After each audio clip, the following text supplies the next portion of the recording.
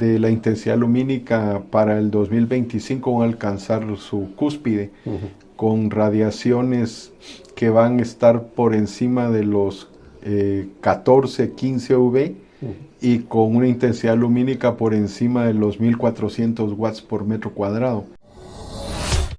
Es obvio que los problemas que hemos tenido en producción a partir del año 2021 a la fecha, pues son consecuencia de la conjugación de todos esos fenómenos de los que estamos hablando, más la radiación.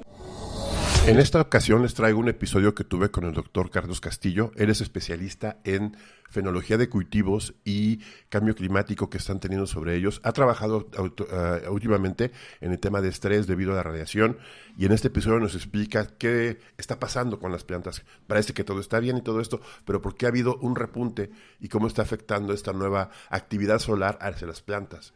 Me parece bien interesante. Lo grabamos en el programa de la Hora del Campo, con Hugo Rangel y Pedro Garín en la cabina de Radio Fórmula.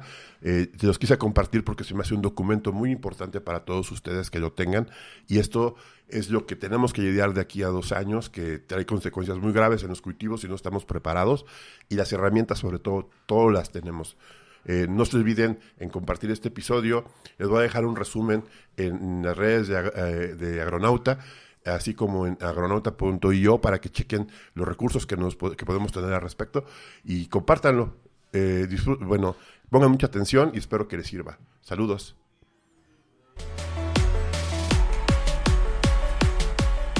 Esto es Agronauta.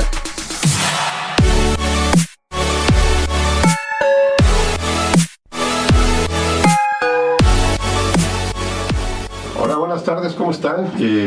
Estamos desde Guadalajara. Saludos a toda la audiencia de Agro Rural.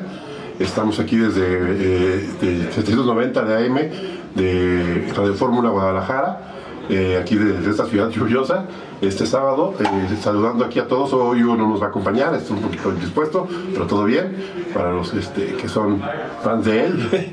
Está Pedro Garín en la producción aquí con nosotros, y Luz en la operación, aquí desde la cabina. Y el día de hoy tenemos una gran charla, una gran oportunidad de platicar con el doctor Carlos Castillo. Doctor Carlos Castillo, ¿cómo está usted? Un lujo tenerlo por aquí conmigo. No, gracias. Es un gusto estar acá con ustedes. Muy agradecido contigo por la invitación, Donatiu, por la oportunidad de poder dirigirme en estos micrófonos a la audiencia que tienes. Es un honor estar acá y pues muy agradecido. Y muchas gracias. Y ya saben que si quieren comunicar, mandar un mensaje al doctor Castillo para que lo responda. Vamos a hablar de temas bien interesantes de berries, que siempre es un placer platicar con él. El teléfono de WhatsApp, ya saben, es el 33 21 83 7199, y también nos pueden escuchar en agrorural.com.mx, agro21.net, que también está, y también estamos en vivo en Facebook. Y después de grabado este episodio va a estar disponible en redes sociales, va a quedar grabado en Facebook, también va a subir como podcast a Spotify, y también va a estar en YouTube para que lo puedan escuchar. Y un resumen que ahí vamos a dejarles en la página web de Agro21 para que lo revisen, ya que el doctor pues, es una eminencia del tema. Y pues no se olviden que pronto va a ser el Aneberries va a mostrar también, el doctor va a estar por ahí, y él es como que con los mejores eventos está usted, doctor. Mucho gusto. Y pues digo, para que un poquito de contexto, el doctor Castillo es un gran investigador sobre todo de temas relacionados con las plantas, con berries, con aguacates, con cítricos, por lo que he escuchado, que se ha venido y ahorita está muy interesado en los temas que son protección de cultivos, creación. Usted asesora muchísimos cultivos en todo el mundo. Además que pues, que las personas que más saben de berries, de punto de vista de nutrición, de punto de fisiología, etcétera, todo lo que sea berries, el doctor se lo sabe. Y pues, doctor, nada más para que dé un contexto un poquito más amplio, como ¿cuántas hectáreas usted está ahorita trabajando? Así es bastante. Te diría que estamos asesorando alrededor de unas 30-35 mil hectáreas de berries, principalmente arándano. Lo más fuerte te diría que esas 35,000, unas 20,000, 22,000 son arándanos. Ajá. Tanto en Perú como en Centroamérica, México, Portugal, España y Marruecos. Marruecos. Ok, o sea, casi todo el país. Bueno, y ahorita viene Panamá, Costa Rica, Guatemala. En eso estamos próximamente. De hecho, voy a Panamá, voy a estar ahí esta semana para ver un proyecto de arándanos Ajá. en Chiricú, pegado a la frontera con Costa Rica. Uh-huh. Es un viaje largo, pero Panamá es un país increíble, o sea, hay mucha diversidad biológica en una pequeña área. Uh-huh. También vamos a cambiar de topografías y tipos de plantas, o sea, es tan rica la flora y la fauna, empezando desde los 50 a 60 metros sobre el nivel del mar, que pues es toda una población exuberante de plantas latifoliadas principalmente. Uh-huh. Luego vamos a pasar a entre los 900 y 1000 metros, que ya son bosques de encino, Uh-huh. para estar arriba finalmente de los 1200, 1300 metros, donde pues son bosques de coníferas. El ambiente lo conozco, no precisamente donde voy a ir, pero conozco el país y es muy exuberante. Hay mucha agua, temperaturas promedio de unos 25 grados, pero hacia las partes bajas tenemos temperaturas de 35, 40 grados, con una humedad relativa arriba del 90%, precipitaciones arriba de los 2.500 milímetros hasta los 3.000, 3.200 milímetros. Entonces las condiciones son totalmente diferentes a lo que podíamos pensar que en cualquier otro lugar. Incluso en la parte de arriba del bosque de coníferas, entre los 1300 y los 1400 metros, tenemos condiciones de temperaturas que oscilan entre los 18 a los 24 grados, pero sí con una humedad relativa también muy alta, de entre el 80 y el 90%, y precipitaciones por encima de los 2.000 milímetros. O sea, bastante. O sea, y podemos decir que entonces todo el universo de las berries es muy grande, y sobre todo de las variedades que se han creado y todo lo que ha venido dando. Pero creo que es momento de platicar lo más interesante del tema, bueno, lo más fuerte, ¿no? Que ha sido los problemas que estamos atravesando, está atravesando la producción. Y bueno, yo por ahí, el doctor me hizo llegar una información para poder discutir al respecto, que me pareció muy interesante poder empezar a platicar de lo que es los efectos de la radiación solar y el cambio climático que está habiendo en las variedades. Creo que esto es como un nuevo orden en el mundo de las berries, que está trayendo cambios muy fuertes. Usted, en su visión general, doctor, ¿cómo lo ve ahorita este cambio? ¿Qué está trayendo de diferencias? Porque hablamos del niño, de la niña, etcétera. ¿Cómo lo ve? O sea, eso es que se conjugaron una serie de fenómenos y procesos que se han venido dando ya de unos 50 años para acá. Hablemos de, por ejemplo, la subida de los niveles de CO2, el efecto invernadero, por lo mismo, acumulación de monóxido de azufre en la atmósfera. También tenemos problemas con condiciones de altas temperaturas. El planeta se ha calentado entre 1 y 2 grados. Cualquiera podría decir que, pues, o sea, 1 o 2 grados, pero cuando lo vemos en lo que tiene de injerencia en la masa de agua del océano, de ahí es que, por ejemplo, en los últimos 24 años hemos tenido ya 4 niños. Y este último, que empezó el 2021, tiene unas condiciones que abarcan todo el mundo. Esto hizo que se prolongara por más de 2 años, con efectos que no habíamos visto.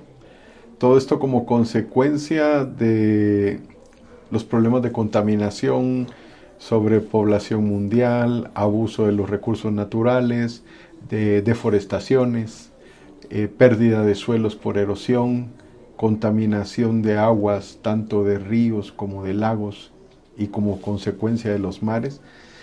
Todo esto se conjugó, por ejemplo, con explosiones solares.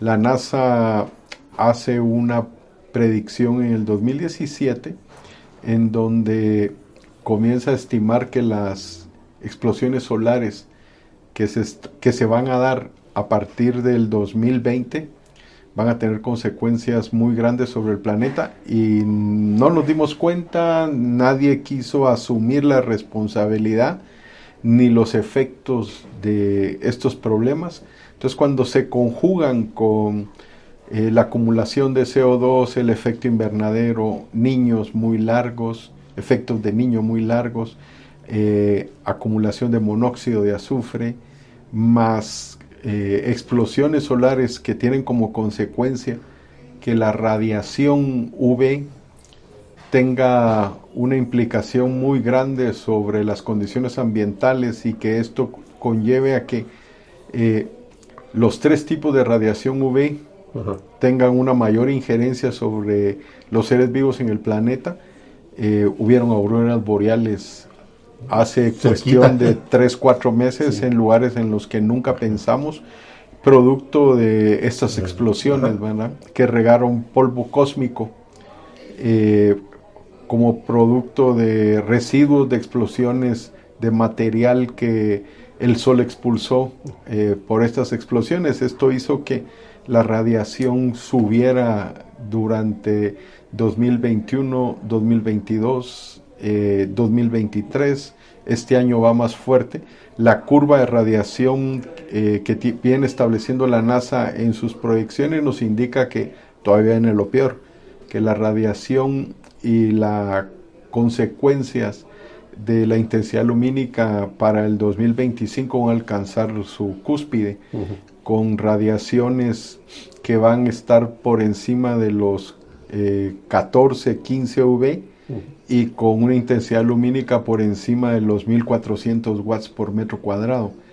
Es obvio que los problemas que hemos tenido en producción a partir del año 2021 a la fecha, pues son consecuencia de la conjugación de todos esos fenómenos de los que estamos hablando, más la radiación. Hay que mencionar dos aspectos muy importantes. La radiación no solo afecta el desarrollo en sí de las plantas, sino también de los animales, ¿verdad? La injerencia sobre la división celular es muy fuerte. O sea, tenemos claro de que la meiosis y la mitosis en plantas está siendo afectada. Esto ha hecho que la división celular de flores y frutos sea complicada. Lo hemos visto en mango, lo hemos visto en cítricos, lo hemos visto en el palto o aguacate, lo estamos viendo en los arándanos, pero también aquí en México hay problemas en las zarzamoras, en las frambuesas, en las fresas, con consecuencias importantes. Entonces, creo que el problema no se va a detener tan fácilmente. La radiación, el problema de la radiación va a continuar hasta el año 2028. El problema es que las explosiones no se van a detener todavía. El 2025 va a ser el pico, luego el 2026 va a ser igual al 2024, el 2027 igual al 2023 y el 2028 igual al 2022. Entonces vamos a salir de este ciclo de explosiones solares hasta en el 2029, con sus consecuencias, ¿verdad? Las estamos viviendo, y pues claro está que nos van a seguir impactando, ¿verdad? O sea, que aquí estamos viendo, para hacer un poco de resumen de esto, estamos viendo efectos obviamente de cambio climático originado por el hombre, pero también un efecto climático que a lo mejor no teníamos en el presupuesto, que es la radiación solar. Y entonces, y también, por ejemplo, es como cuando calientas un objeto. Lo que yo escuché, o sea, en su última conferencia en Italia, escuché que se calienta, pero esto no se enfría tan fácilmente. O sea, el enfriamiento que tiene la Tierra es energía que recibió la Tierra. Entonces, tiene un proceso de de liberar esa energía que puede tardar años. Y además que eso, bueno, afecta a nivel macro, pero también afecta a nivel pequeñas especies, ¿no? Y obviamente la radiación UV, las cosas que sabemos, pues también tiene efectos en el ADN, en las mutaciones. O sea que los efectos completos que tenemos sobre esta radiación, pues todavía no es completo, no lo sabemos qué va a pasar. No sabemos qué va a pasar. No había explosiones solares como estas desde el año 1168. ¡Wow! Lo sufrieron los mayas. Y tuvo una influencia directa sobre el colapso de la civilización maya. Recordemos que los mayas eran pequeñas ciudades-estado que peleaban entre ellas, y el tipo de economía estaba basado en un gobierno en cada ciudad que le hacía la guerra a las otras y las hacía tributarias. Entonces, si nosotros nos ponemos a pensar en el año 1167 en la península de Yucatán, los suelos no son no son de vocación agrícola, son de vocación forestal. Y pues ciudades como Tikal en Guatemala y Chichén Itzá en México, Calakmul, eran ciudades, Yaxchilán, eran ciudades de 250 mil personas, entonces con problemas de clima, agua. Y con agua, sequía, y sin la tecnología que tenemos ahora, pues se vieron en condiciones muy complicadas, y eso hizo que se desestabilizara todo el tanto sistema económico, político y económico, y pues trajo las consecuencias sobre esta civilización. Ahora pues no podemos dejar de tomar en cuenta que los efectos de la contaminación, la reducción de la capa de ozono, el efecto invernadero, el calentamiento global, la deforestación, la contaminación de las aguas, tanto superficiales, ríos, lagos, mares, como subterráneas, nos está ocasionando un colapso. Entonces, cada vez se reduce más el área productiva, cada vez se reduce el área que podemos regar. Entonces esto tiene como consecuencia que vamos a tener que producir de manera más eficiente con menos recursos para alimentar poblaciones más grandes. Y esto requiere un desarrollo tecnológico cada vez mayor. Y sobre eso pues es lo que hay que trabajar, ¿verdad? Sí, me llama mucha atención que lo que está diciendo ya en esa época es cuando termina el clásico de los mayas y empieza el postclásico de las designaciones. Qué interesante.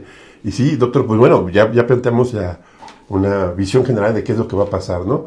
Y, por ejemplo, los rayos UV, que son los más peligrosos, etcétera, que pueden generar cambios fuertes en las plantas y todo lo que se está generando. Pero hablemos un poquito de lo que tenemos que hacer, o lo que podríamos hacer, ¿no? Para hacer un poco, bailar un poco estos efectos que vamos a tener sobre nuestras producciones, ¿no? Que yo he escuchado a usted varios temas, el uso de ácido glutámico, el uso de mallas, etcétera, los riegos, las nebulizaciones. ¿Qué herramientas, aparte de la muy buena planeación, que creo que eso va a ser un tema fundamental, qué podría hacer los productores que deberían de pensar para empezar a trabajar sobre ello? Fisiología, productividad, ¿qué parte recomienda usted? Bueno, inicialmente se pensó que el problema era un problema de temperatura, porque ha habido incremento en la temperatura. De ahí que empezaron a tomarse medidas buscando reducir la temperatura. El problema es que no es eso lo que está causando el incremento de la temperatura y los efectos que estamos viendo. Lo que sucede es que la radiación UVB, que oscila entre los 280 nanómetros y 320 nanómetros, hace que los cristales que conforman las arcillas, las arenas y los limos, son cristales de silicio. Estos vibren. Al vibrar acumulan energía, acumulan calor. Entonces, como unos están pegados a otros en el suelo, eso incrementa la temperatura.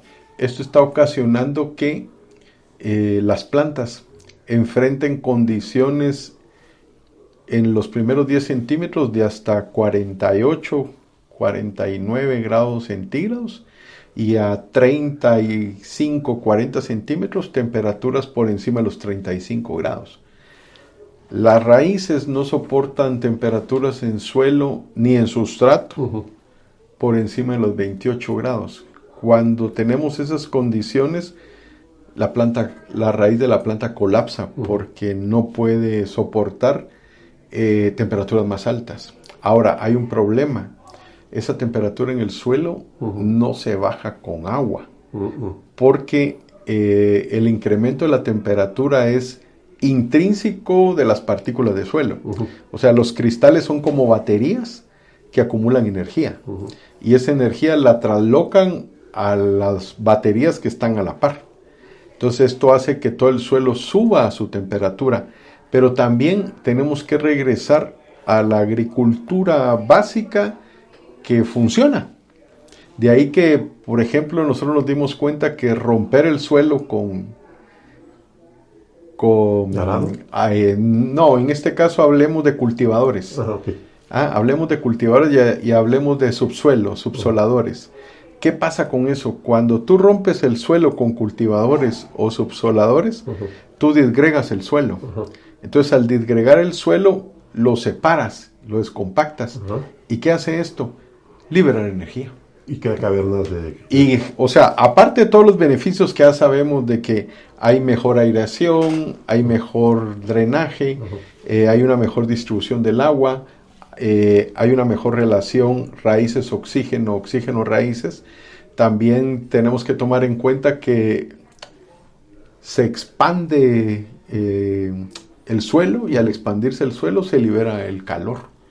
Entonces baja la temperatura del suelo. O sea, una práctica que hemos hecho en la agricultura por más de 2.000 o 2.500 años, es una práctica que nos va a ayudar a enfrentar este problema de una manera muy eficiente, porque al disgregar el suelo, separamos las partículas, y al separar las partículas se difunde la energía, y con esto pues baja la acumulación de calor y pues disminuye la temperatura, ¿va? Entonces hemos logrado con esto darle condiciones a la raíz que le permitan producir, pero sí ha costado mucho que los técnicos entiendan que no es un incremento en la temperatura, sino que lo que está ocasionando todo el problema es acumulación de calor por radiación. Sí, porque muchas veces, bueno, en mi caso yo hemos pensado, siempre piensa uno qué pasa en el día, ¿no? La luz del sol llega a la Tierra, ¿y qué pasa de noche? La luz de la Tierra, bueno, la energía de la Tierra se libera al ambiente. Entonces es un intercambio de energías, y si esto no es de forma eficiente, y el suelo no tiene esa conductividad o esa, ¿qué podría decirse?, esa capacidad para tanto protegerse energéticamente como para poder liberarla, pues se crea una bolsa de calor, capas de calor, que afecta directamente, y no supongo que nada más a la rizósfera, sino también a los microorganismos del suelo. Todo. Sí. O sea, estamos viviendo un impacto sobre todos los organismos vivos. Hay una cosa muy importante. Desde el punto de vista de todas las plantas, todo el reino vegetal, este tipo de radiación, incluso sabemos que hay 3 tipos de fotosíntesis, la C3, la C4 y las crasuláceas, ¿verdad? La C4 y las crasuláceas son plantas que desarrollaron un tipo de fotosíntesis diferente para soportar condiciones extremas. Hablemos de gramíneas en el caso de la C4, ¿verdad? Como trigos, maíces, cebadas, centenos, arroz, que tienen condiciones de fotosíntesis más evolucionadas que le permiten a estas plantas soportar temperaturas más altas, radiaciones más altas, condiciones de sequía, excesos de sales, pero lo mismo están estresadas ahora por las condiciones de radiación. Y lo mismo si hablamos de las crasuláceas, que son todavía más especializadas en soportar condiciones de estrés causados por estos factores que mencionábamos hace un momento. Entonces, si plantas especializadas en soportar los cambios extremos tienen problemas, pues no hablemos de las plantas C3, ¿verdad? De ahí que la producción ha tenido un impacto muy fuerte cuando hablamos de vegetales, frutas y hortalizas.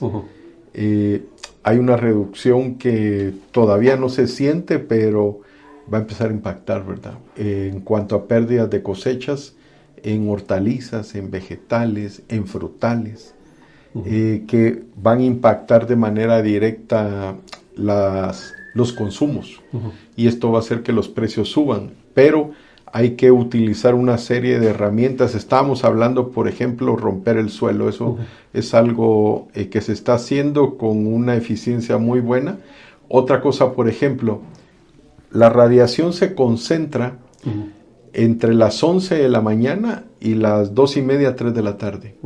Entonces, cuando tienes una producción agrícola de manera intensiva, y se maneja con cierto nivel de tecnología, entonces lo que tienes que hacer es, por ejemplo, tú riegas desde que sale el sol, que va a andar saliendo el sol 7, ahora que estamos en pleno verano, va a empezar a salir el sol antes del 1/4 para las 7, entonces a partir de ahí puedes regar y fertilizar.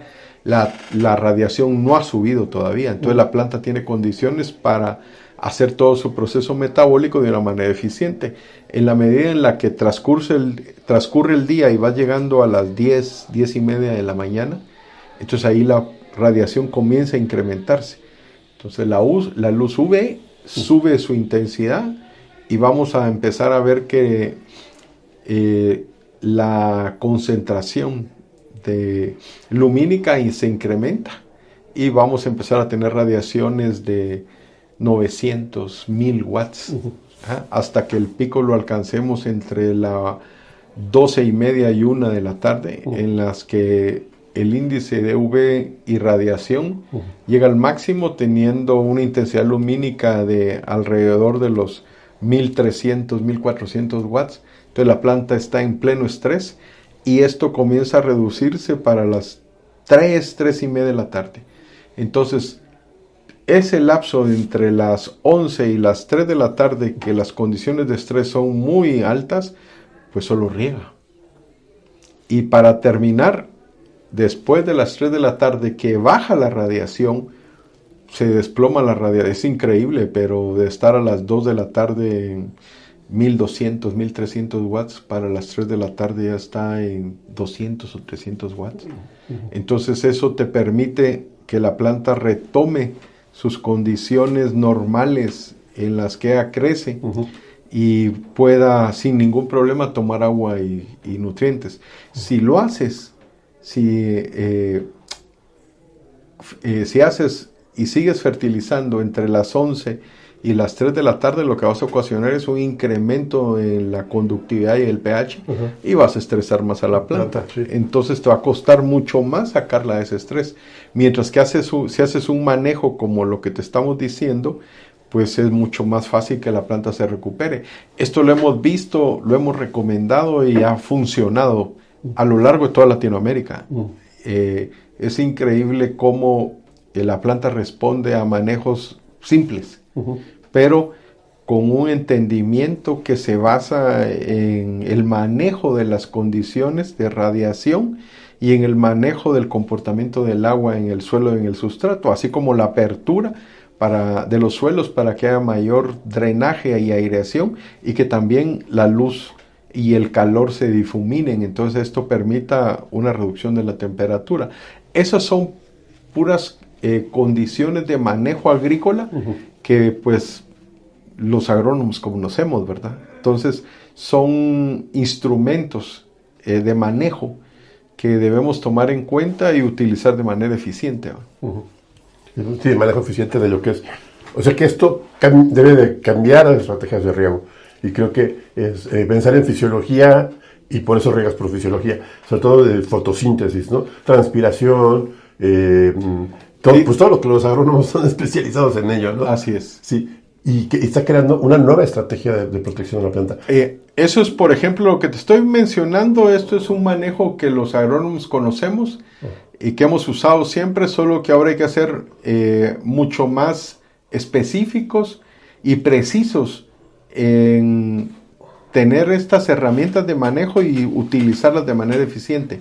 Eso por un lado, y esto es una cuestión que está al alcance de cualquier agrónomo, ¿verdad? O cualquier productor. Lo otro sería empezar a utilizar productos, tanto de naturaleza, poblaciones de microorganismos, bioestimulantes, tanto vivos como productos que se pueden obtener de la síntesis de organismos vivos, plantas o microorganismos, incluso algunos animales, ¿verdad? Pero con características que permiten estimular a los cultivos. De ahí que, por ejemplo, algo que se usa mucho como bioestimulantes son los protectores solares. Ahí tenemos tanto protectores bióticos como abióticos.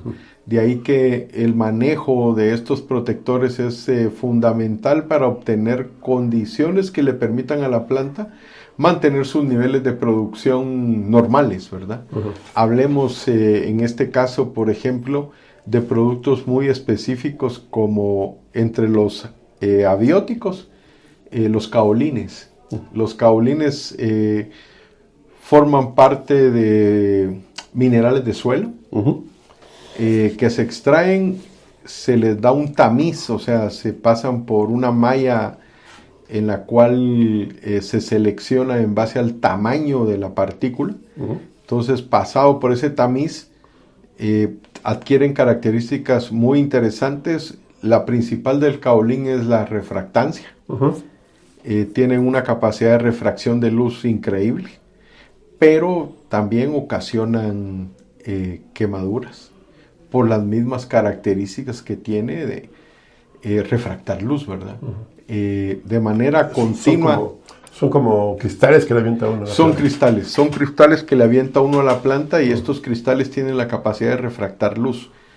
Eso en el caso de los caolines. Ahora, el problema con ellos es que es tal su capacidad de refracción y el tamaño tan fino de la partícula que tienden a meterse o acumularse, sería el término correcto, en las nervaduras de las hojas. Entonces, al acumularse ahí, siguen con su capacidad de refracción, entonces generan quema en las nervaduras. De ahí que su aplicación se recomienda no más de 4 veces en un ciclo de cultivo. De ahí que eso hay que tomarlo en cuenta y manejarlo de manera inteligente. También los caolines tienen el problema que no los puedes aplicar en cosecha porque te manchan la fruta. Eso es algo que hay que tomar en cuenta. De ahí, por ejemplo, podemos hablar de los silicios. Cuando hablamos de los silicios hay una infinidad de silicios. Para empezar, las tierras sílicas, hablando de arcillas sílicas principalmente, pues tienen condiciones del 92% de silicio, pero su capacidad de refracción es menor. De ahí que cuando hablamos de silicios tenemos que hablar de óxidos de silicio en algas diatomeas, como también tipos específicos de diatomeas. No cualquier diatomea tiene la capacidad de funcionar como un refractante. De ahí que hay que tomar en cuenta las condiciones de las diatomeas para poder utilizarlas de manera eficiente y que nos den sus beneficios. Cuando nosotros los aplicamos vía riego, tienen características interesantes, ayudan a retener más agua en los suelos, sirven de translocadores para calcio y para fósforo. Por ejemplo, evitan, en el caso del aguacate o palto, evitan que haya traslocación de cadmio hacia la fruta. Entonces, esos son beneficios que se obtienen con las aplicaciones suelo. De ahí que también hay una acumulación en la cutícula de las hojas. Esto genera condiciones de una barrera física para mantener una planta más sana y que se eviten daños mecánicos por plagas y también una protección en la cutícula que evita el ingreso de hongos y bacterias, principalmente. De ahí que el uso eficiente de las diatomeas de manera constante también es bueno. Estas también se deben alternar.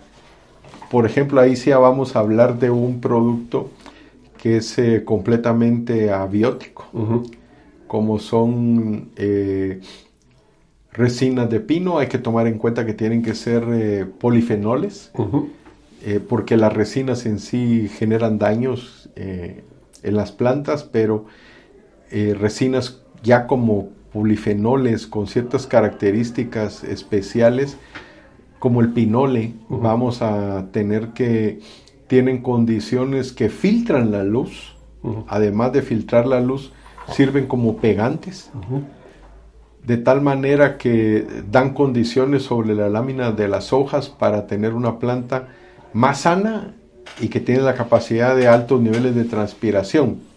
Aquí ya estamos hablando de 3 tipos de materiales diferentes que se pueden alternar. Una semana caolines, otra semana silicios, otra semana resinas de pino, para terminar con productos bioestimulantes bióticos, como es el caso de algas, Ascophyllum y Eclonias principalmente, junto con algunos otros microorganismos como las levaduras. Wow. Y algunos otros productos como tricodermas, bacilos, streptomyces, micorrizas. Y esto de la mano con algunos otros bioestimulantes como los aminoácidos. Hablemos principalmente de un aminoácido que hemos trabajado en investigaciones profundas, como es el ácido glutámico. Nosotros hicimos un trabajo en el que evaluamos el ácido glutámico como estimulante de floración, buscando demostrar que tanto el ácido glutámico con ciertas características, no es cualquier ácido glutámico tampoco, puede sustituir una hormona en cuanto a la inducción de floración.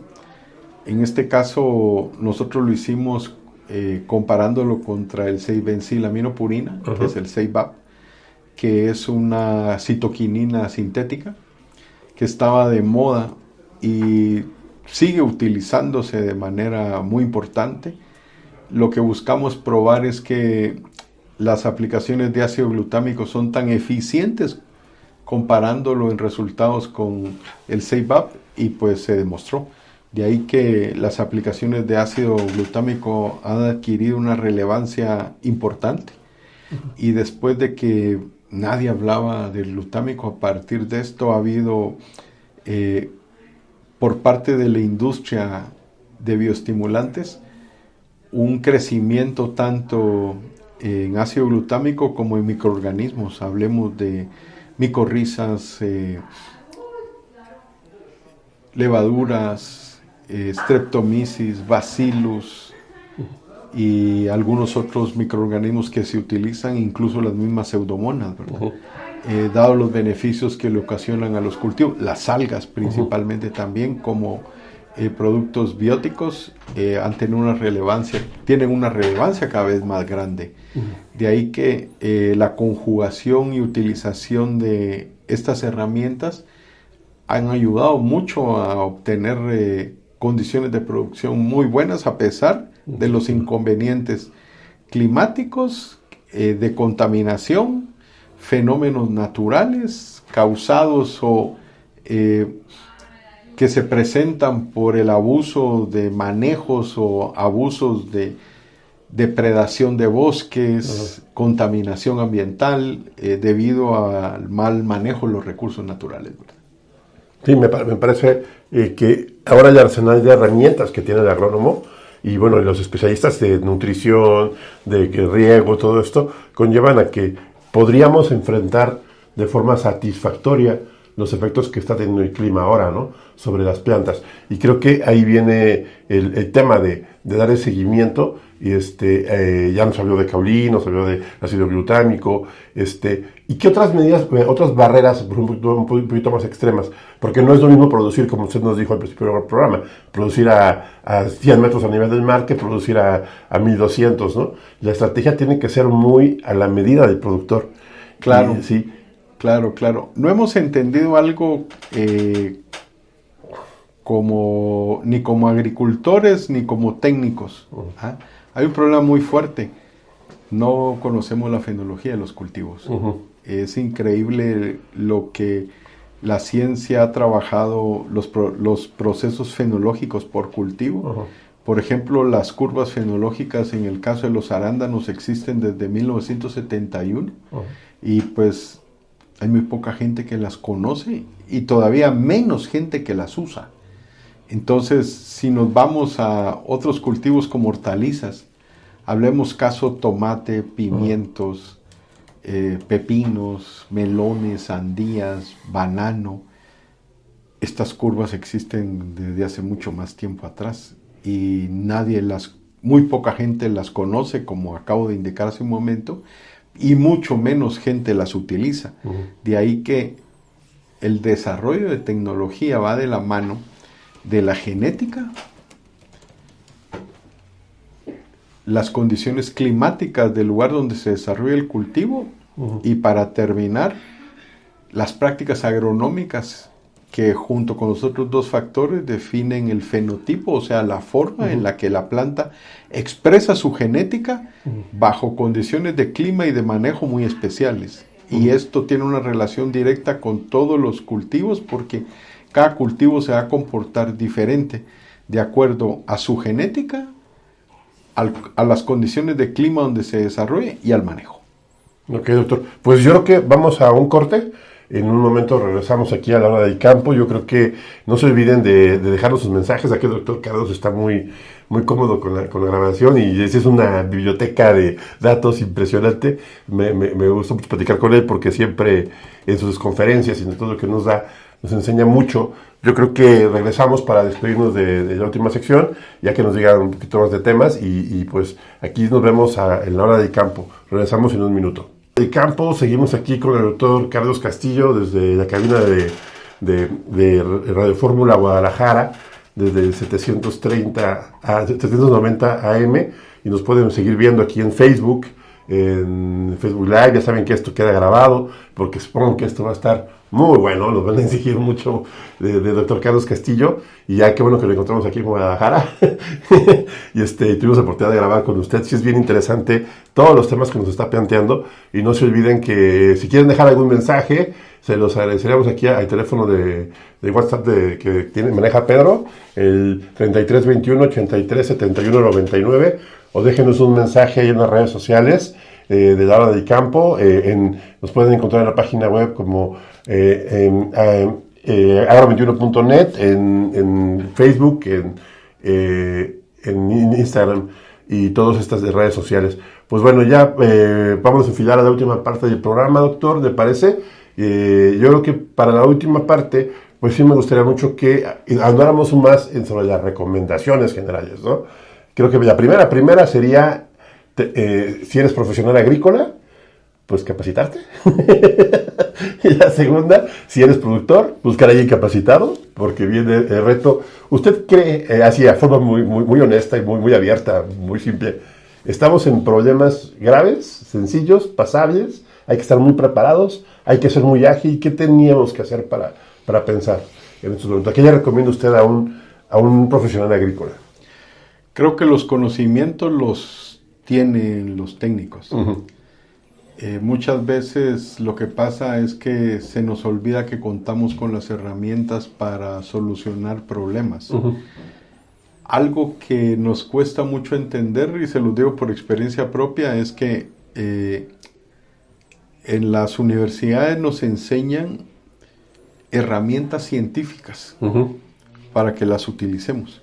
Muchas veces nos cuesta darnos cuenta que contamos con toda una serie de conocimientos y herramientas que nos permiten ser muy eficientes.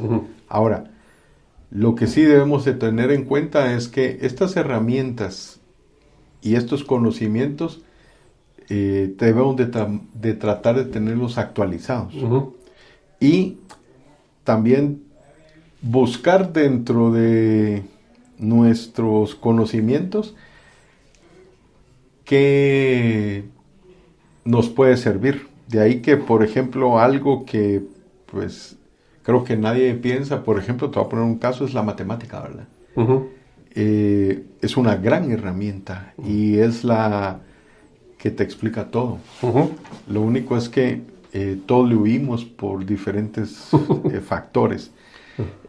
Muchas veces, yo te diría que la mayoría es porque las personas que nos han enseñado matemáticas no tienen el conocimiento ni las habilidades para hacernos entender todo lo que podemos hacer basado en un análisis matemático. Las plantas y todas las poblaciones tenemos un comportamiento que se manifiesta en base a factores y se manifiestan de una u otra manera por medio de campanas de Gauss, que son series y sucesiones. Cuando nosotros entendemos que todo lo que está bajo la curva tiene un comportamiento en base a ecuaciones diferenciales y entendemos que hay una serie de rectángulos a lo largo de toda esa curva de comportamiento poblacional que puede tener infinitos rectángulos y que esos rectángulos, mientras tiendan a cero en cuanto a su ancho, cada vez nos van a permitir tener mayor información y al tener mayor información generar más conocimiento. La sumatoria de todos esos rectángulos nos va a dar información muy precisa de lo que pasa. Muchas veces nosotros no tomamos eso en cuenta y como no lo tomamos en cuenta porque lo desconocemos o no le vemos la utilidad a este tipo de conocimiento, no lo usamos. Pero es indispensable el generar información basada en conteos. Esos conteos, graficarlos, nos van a hacer curvas, ¿no? Y esas curvas analizarlas con todos los factores que intervienen. Algo tan sencillo como el distanciamiento entre nudos diario, que lo podemos medir en la altura de una rama cada 7 días. Eso nos va a dar un dato diferente cada 7 días. Si lo dividimos entre los 7 días, nos va a decir cuánto crece la planta diariamente, ¿verdad? Y todos los factores que tienen una influencia directa sobre este crecimiento, desde el clima. Cuando hablamos de clima estamos hablando de temperatura, humedad relativa, velocidad del viento, presión barométrica, radiación, horas luz, intensidad lumínica, calidad de la luz. Todos estos factores son solo climáticos. De ahí que si le agregamos factores de manejo como riego, número de riegos, lámina de agua, drenaje, nutrición, aporte de nutrientes, con qué frecuencia, pH, conductividad eléctrica, todo esto nos va a ir generando una serie de datos que si los contabilizamos, todo nos va a ir diciendo por qué hay un resultado en crecimiento y cómo se manifiesta este crecimiento siguiendo una curva de un crecimiento normal expresado en una campana de Gauss, ¿verdad? Que puede ser una base más ancha o puede ser más alta o puede ser más plana arriba, dependiendo de cómo hagamos los manejos agronómicos y de lo que busquemos. Claramente nosotros vamos a tratar de que la base de esa curva o campana sea muy amplia y que su comportamiento en la parte de arriba también se mantenga de manera muy estable. Porque si nosotros logramos eso, quiere decir que vamos a alargar las condiciones de producción y vamos a tener una producción más constante por más tiempo. Ahora, todo lo que pasa bajo la curva son todos los factores que intervienen, y hablando desde el punto de vista de producción, manejo tecnológico y fenología. Hablemos que una parte de ese rectángulo que va a tender a cero va a ser la genética, Otro va a ser el manejo de las condiciones ambientales. Otro factor muy importante va a ser todo lo que se refiere a manejo, drenaje, riego, nutrición, control, relación aire-oxígeno en el suelo, mantener un suelo suelto, mantener una nutrición balanceada. Entonces, cuando nosotros entendemos que todos esos factores tienen una injerencia directa sobre la producción y repercuten sobre el crecimiento de las plantas, entonces es ahí donde podemos tener en cuenta qué factores son determinantes para la producción y trabajar en ellos. Ok, sí me parece muy, muy correcto todos esos términos. Estamos trabajando, o sea, y estamos pensando entonces que todos los profesionales agrícolas echen una revisada a sus apuntes de matemáticas, claro, pero un poquito más allá. Sí, y claro, creo que también, bueno, esa parte a lo mejor un poquito de que a mí más me interesa. Yo creo que también aprender a medir qué es lo que estamos haciendo, el uso de sensores, el uso de estaciones climáticas, el uso de tecnología, pues que ya está, por ejemplo, satelitales, etcétera, intentar medir más, ¿no? O sea, el uso correcto de las mediciones de sustratos, el poder, como dice usted, a lo mejor una regla es tan buena y tan simple como para llevarla poco a poco, ¿no? O sea, y es crear una buena estrategia de control del suelo, ¿no? Es que a veces lo más simple es lo que dejamos de hacer, Inge. Y ¿sabes qué? Cuando nosotros entendemos, por ejemplo, que si empezamos a medir, vamos a poder relacionar que 1 centímetro de longitud de planta tiene ciertas condiciones para que se dé. Y dentro de esas condiciones está ciertos grados de temperatura, ciertos grados de humedad relativa, cierta cantidad de nutrientes, cierto drenaje, condiciones de aireación de suelo, aplicación de fertilizantes, aplicación de bioestimulantes, pero todo esto medido y determinar la influencia que cada uno de estos factores tiene sobre la planta. Si nosotros entendemos que cada aplicación de cada producto tiene que tener una relevancia en el crecimiento de la planta y medimos, vamos a poder determinar qué funciona y qué no funciona. Y nos vamos a ir pudiendo comparar con otros ciclos de producción. Entonces eso nos va a permitir proyectarnos a futuro y saber, comparándonos con la información que ya tenemos de ciclos anteriores, qué estamos haciendo bien y qué estamos haciendo mal. Pero si no empezamos a medir y a cuantificar lo que hacemos, no vamos a poder nunca tener datos de referencia que nos permitan determinar si estamos bien, regular o mal. De ahí que pues la agricultura es la unión de una serie de ciencias exactas. Estamos hablando solo de matemáticas, pero está la química, la física, la biología, y de la biología tiene una serie de subciencias que, o sea, botánica, fisiología vegetal, luego hablemos de insectos, o sea, taxonomía,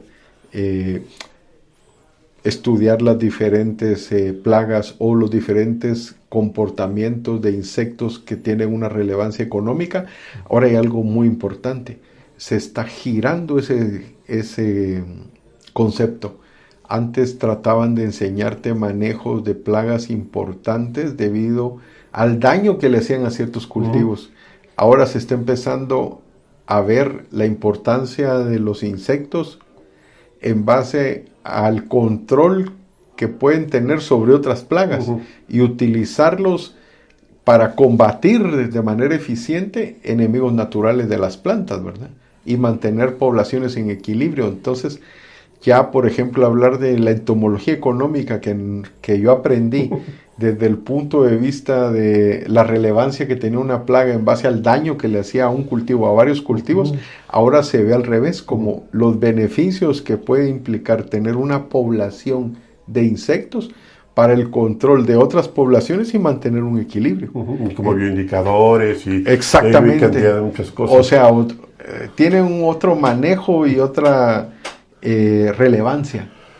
Pues doctor, eso me parece enorme todo lo que hemos platicado. Como yo sabía que iba a ser un tema muy grande platicar con usted, y muy aparte muy grande, muy ecléctico todo esto. No por nada la agricultura es la primera ciencia que se estudió.